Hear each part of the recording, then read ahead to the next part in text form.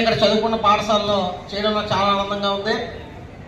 ఈరోజు అబ్దుల్ కలాం సేవా సంఘం వ్యవస్థాపక చైర్మన్గా ఆళ్ళ ప్రవీణ్ కుమార్గా అనేక కార్యక్రమాలు అనకాపల్లి నియోజకవర్గంలో నిర్వహిస్తూ అలాగే రాష్ట్ర స్థాయి మరియు జిల్లా స్థాయిలో అనేక కార్యక్రమాలు చేపడుతున్నాం.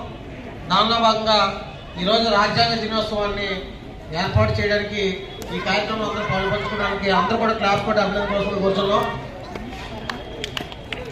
అలాగే ఈనాటి పెద్ద స్కూలు హెచ్ఎంగా ఇన్ఛార్జ్గా ఉంటున్న సత్యబాబు మాట్లాడుతూ కూర్చున్నాం.